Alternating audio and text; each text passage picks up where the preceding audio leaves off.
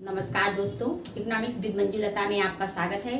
और आज हम अर्थशास्त्र के अंतर्गत जो राष्ट्रीय आय हमारा अध्याय था, उसके अंतर्गत हम जिस टॉपिक का अध्ययन करेंगे वो टॉपिक है हमारा कि राष्ट्रीय आय को नापने की जो तीन हमारी विधियां थी, यानी उत्पादन विधि, आय विधि और व्यय विधि। इसको हम तीनों को ही एक ही सूची से हम आपको बताएंगे। देखिए, ये सूची हमने यहाँ पर लिख रखी है पहले से ही, और आप इसको उतार लीजिए और इसके माध्यम से हम आपको बताएंगे कि चाहे तो हम राष्ट्रीय आय की गणना उत्पादन विधि से करें या आय विधि से करें या व्यय विधि से करें। हमारा तीनों ही विधियों से राष्ट्रीय आय का जो आंकड़ा है या राष्ट्रीय आय है जो वो एक ही आएगी। इस बात को जो मैंने ये वीडियो बनाया था तभी मैंने इस बात को बता दिया था कि मैं आपको लास्ट में एक ही सूची के अंतर्गत में तीनों विधियों के माध्यम से या तीनों विधियों के द्वारा मैं गणना करके बताऊंगी कि राष्ट्रीय आय का आंकड़ा एक ही रहेगा।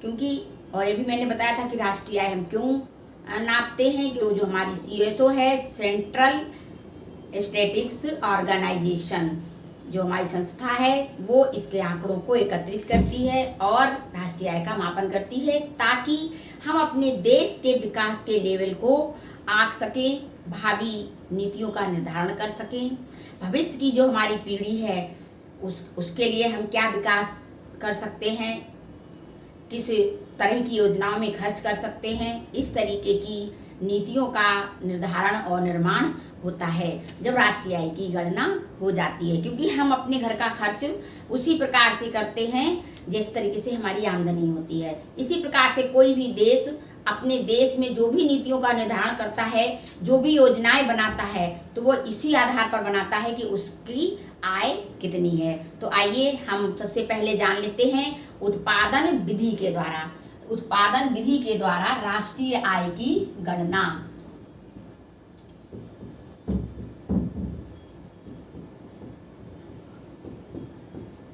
राष्ट्रीय आय की गणना आप लोगों की समझ में ये बिल्कुल बहुत अच्छे से आ गया होगा, और मैं चाहती हूँ कि आप लोग इसको अच्छे से उतार लें अपनी कॉपी पे और इसको समझ लें, ताकि आपको आगे भी आपको आराम मिल सके, एग्जाम में भी आराम मिल सके, या कहीं कोई भी आपका एग्जाम होता है, क्वेश्चन होंगे वो लगभग ऐसे प्रश्नों को जो पूछा जाएगा तो आपको नॉलेज होगी और आप इनके आंसर बहुत सहजता से दे सकेंगे। तो देखिए, हमने बताया था कि उत्पादन विधि में हम क्या क्या जोड़ते हैं। उत्पादन विधि में हम बिक्री को जोड़ते हैं, बताया था ना कि वस्तुओं का नाम, फिर वस्तुओं की संख्या को बाजार में प्रचलित, पहले वस्तुओं का नाम लिखते हैं, फिर उसकी मात्रा लिखते हैं, फिर उसकी कीमत लिखते हैं, फिर उनका गुणा कर देते हैं, फिर इसकी जो टोटल कीमत आती है उसका योग कर लेते हैं। लेकिन यहाँ हमने टोटल कीमत को ही लिया है, जिसको हम कहेंगे बिक्री। देखिए, यहाँ पर जो आपकी ये सूची बनी हुई है, इसमें देखिए बिक्री दिया गया है। ये देखिए बिक्री आपका दिया गया है। बिक्री कितनी है? 350, यानी बिक्री प्लस हम इसमें क्या करेंगे, स्टॉक में बढ़ोतरी। जो स्टॉक में बढ़ोतरी, ये देखिए स्टॉक में बढ़ोतरी कितनी है हमारी? 105। स्टॉक में बढ़ोतरी, ये भी हमने आपको बताया था कि स्टॉक का प्रभाव क्या होता है, और हमने आपसे ये भी कहा था कि जो स्टॉक में जो भी परिवर्तन होते हैं, कमी या वृद्धि, उसको भी जोड़ा जाता है। ये बात भी मैंने आपको उत्पादन विधि में बताई थी जब पढ़ा रहे थे उस समय। अब इसमें हम माइनस क्या करते हैं? अप्रत्यक्ष कर, और क्या करेंगे इसमें माइनस? गिसावट व्यय, क्योंकि शुद्ध हम इसमें क्या जोड़ेंगे? शुद्ध प्रत्यक्ष कर, अप्रत्यक्ष कर जोड़ेंगे ना, निवल अप्रत्यक्ष कर। तो हम अप्रत्यक्ष कर में से क्या घटाएंगे? गिसावट को घटा देंगे, तो हमें क्या मिलेगा? शुद्ध, यानी निवल अप्रत्यक्ष कर। ठीक है, तो ये हमको मिलेगा। इसके बाद में हम क्या करेंगे?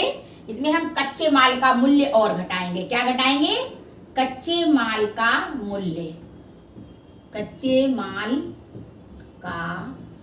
मूल्य।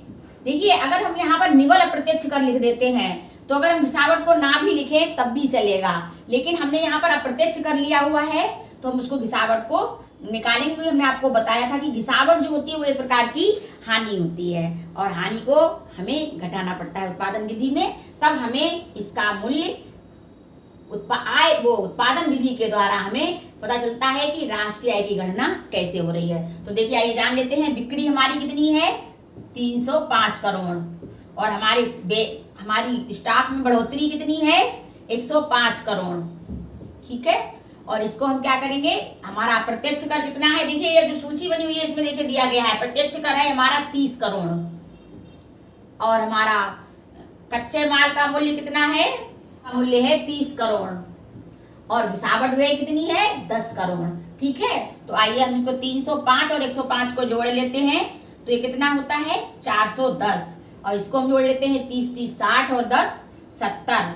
तो हमारी कितनी आय निकल कर आती है, हम इससे 0 से 0 जाएगा और 11 में से 7 जाएंगे तो यानी 4 बचेंगे ना, तो और 4 में से 1 चला जाएगा तो 3 बचेंगे, यानी 340 करोड़ रुपए हमारे कितने हैं जीएनपी है हमारी। ठीक है, यानी सॉरी एनएनपी है क्योंकि हमने इसमें से घिसावट को भी निकाल दिया है। तो ये हमारी आ गई राष्ट्रीय आय। तो ये हमारी राष्ट्रीय आय मूल्य जो है वो है 340 करोड़, यानी उत्पादन विधि के द्वारा हमारी राष्ट्रीय आय कितनी आई 340 करोड़। अब देखिए हम आय विधि के द्वारा इसको निकाल देते हैं। अब आय विधि के द्वारा क्या होता है, डब्लू को जोड़ते हैं ना, डब्लू का मतलब होता है वेजेस और वेजेस का मतलब होता है मजदूरी। ये हमने आपको आय विधि में बताया था ना, इन सबका जोड़ ही कहलाता है। जो उत्पादन के साधन होते हैं उनकी आय का जोड़ ही कहलाता है राष्ट्रीय आय। तो देखिए चलिए हम इसको जोड़ लेते हैं। अब डब्लू माने वेजेस, आर माने रेंट यानी किराया लगान। ठीक है, और फिर है ब्याज इंटरेस्ट आई और पी का मतलब होता है प्रॉफिट। इन सबको हम जोड़ लेते हैं ना, तभी तो हमें मिलेगी, क्या मिलेगी हमें NDPFC। ठीक है, ये हमें मिलेगी। अब देखिए इसमें डब्ल्यू जोड़ लेते हैं, कितना है 150 है ना, और रेंट कितना है यानी लगान 40 है और हमारा इंटरेस्ट कितना है यानी ब्याज वो भी 40 करोड़ है। ठीक है, और प्रॉफिट यानी लाभ कितना है वो है 100 करोड़। ठीक है ना, सो हो गया ना। अब हम इसको जोड़ लेते हैं, चलिए जोड़ लेते हैं 150, ये क्या है NDPFC है। ठीक है, इसको हम आय विधि के द्वारा निकाल रहे हैं। किसके द्वारा निकाल रहे हैं, आय विधि के द्वारा। अभी हमने किसके द्वारा निकाला था, उत्पादन विधि के द्वारा। ठीक है ना, तो समझ में आ रहा होगा ना आप लोगों के। और यदि समझ में नहीं भी आ रहा है तो बार बार मेरे वीडियो को रिमाइंड करिए और फिर देखिए, फिर समझिए, सोचिए और फिर लिखिएगा। ठीक है, और हाँ अपने नोट्स जरूर बनाते रहिएगा क्योंकि इनके बिना आपको बिल्कुल भी समझ में नहीं आएगा जब तक आप लिखेंगे नहीं, क्योंकि एक लिखा और 100 वक्का बराबर होते हैं, ऐसा कहा जाता है। क्योंकि अगर हम सुनते हैं तो हमें केवल कितना ज्ञान याद होता है 25 या 20%, इससे ज़्यादा हमें याद नहीं हो पाता है। लेकिन जब हम इसको लिखते भी हैं, देखते भी हैं और जब हम उसको सुनते हैं और लिखते हैं तो करीबन हमें 50% या 40% याद हो जाता है। लेकिन हम देखते भी हैं, लिखते भी हैं और सुनते भी हैं तो हमें कम से कम 60-70% याद होने की संभावना ज़्यादा रहती है। ठीक है, तो ये आप लोग उसको ध्यान रखिए और जो देखिएगा कैसे इसको कर रहे हैं।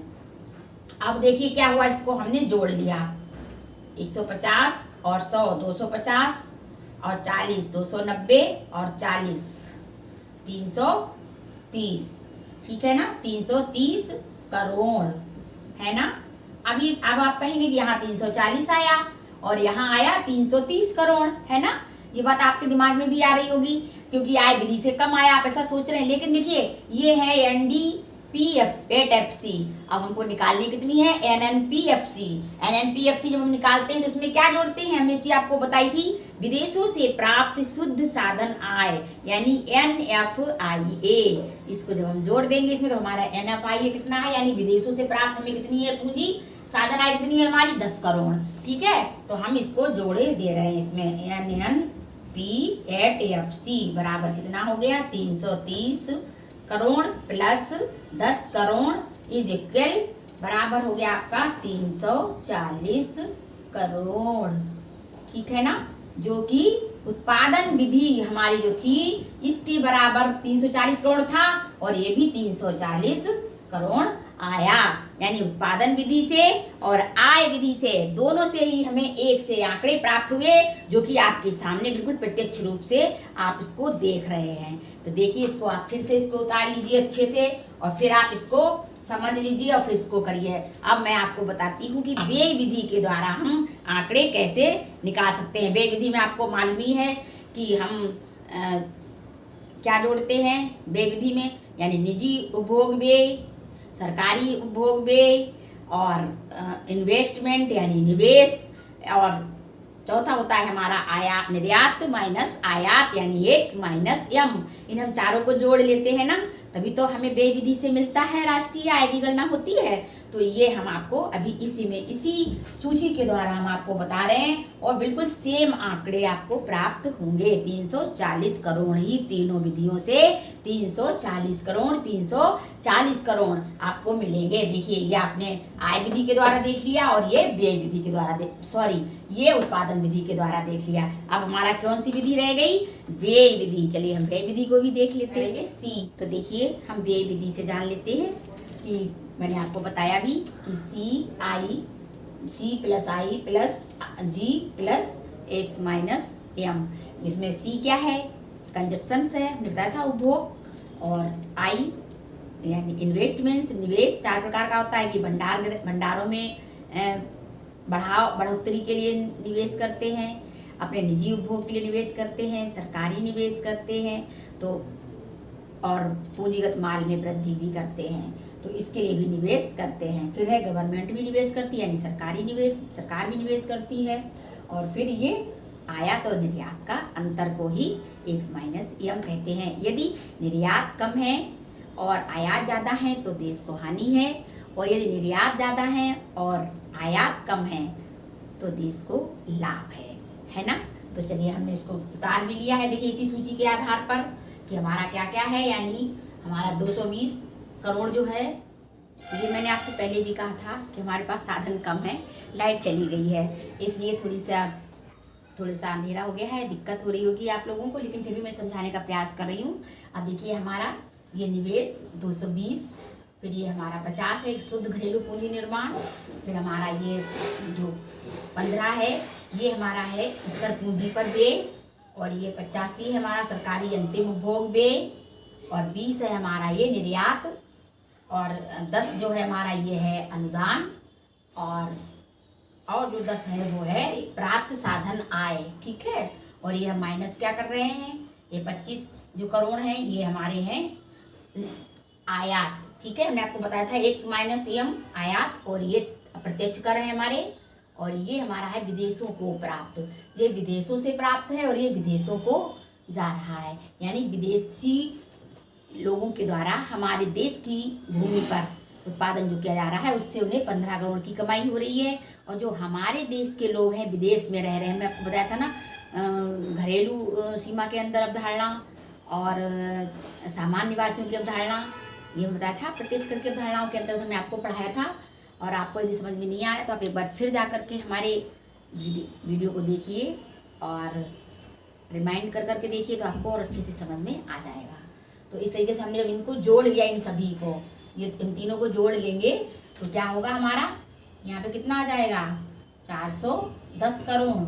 ठीक है, और माइनस कितना करेंगे, इन तीनों को हम जोड़ लेंगे 25, 15 और 30 को, तो माइनस हो जाएगा 70 करोड़। तो कितनी आ गई हमारी आमदनी, यानी हमारी GNP@FC कितनी आ गई 340 करोड़। ठीक है, यानी तीनों ही विधियों से हमारी आमदनी कितनी आई 340 करोड़। अब आपने देख लिया कि 340 करोड़ हमारे तीनों ही विधियों से जो हमने गणना की तो हमारा आंकड़े एक ही आए, यानी GNP बराबर GNI और GNE एक्सपेंडिचर।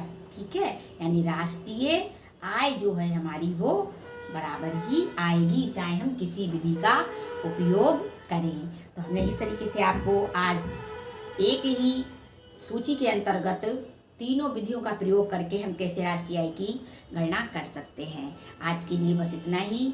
अगर लाइट हमारा साथ दे देती या हमारे पास रोशनी की व्यवस्था होती तो फिर हम आपको एक टॉपिक इसी का जो रह गया है वो और पढ़ा देते, लेकिन आज के लिए बस इतना ही। अगले वीडियो में हम आपको पढ़ाएंगे कि राष्ट्रीय आय बढ़ती है तो कल्याण भी बढ़ता है, या राष्ट्रीय आय के मापने में कौन कौन सी कठिनाइयाँ आती हैं, हरित लेखांकन क्या है, टिकाऊ विकास क्या है। दो चार छोटे छोटे हमारे पॉइंट्स रह गए हैं, हम इनके बारे में आपको नेक्स्ट वीडियो में बताएंगे। तब तक के लिए आपसे बस इतना ही कहना है कि इस कोरोना काल में या जो महामारी चल रही है, ब्लैक फंगस, वाइट फंगस, इस तरह के तमाम हमारे बहुत से संबंधी भी इसमें गुजर गए, बहुत से हमारे मित्र भी चले गए। बहुत ही दुखी होता है मन ये सब देख करके। हम बस इतना ही कहना चाहेंगे कि अपने आप को सुरक्षित रखते हुए और ईश्वर से प्रार्थना करें सभी लोग मिल करके कि ये जो संकट का काल है ये जल्दी ही चला जाए, ताकि सभी लोग सुकून से रह सकें। और हम लोगों भी वृक्ष ज़्यादा से ज़्यादा लगाएं। हरियाली में रहेंगे तो ऑक्सीजन का प्रोडक्शन जो है वो अपने आप ही होगा। इसलिए हरियाली यानी पेड़ हम ज़रूर ज़्यादा से ज़्यादा लगाने की कोशिश करें। धन्यवाद। और हमारे वीडियो को सब्सक्राइब करें, लाइक करें, शेयर करें।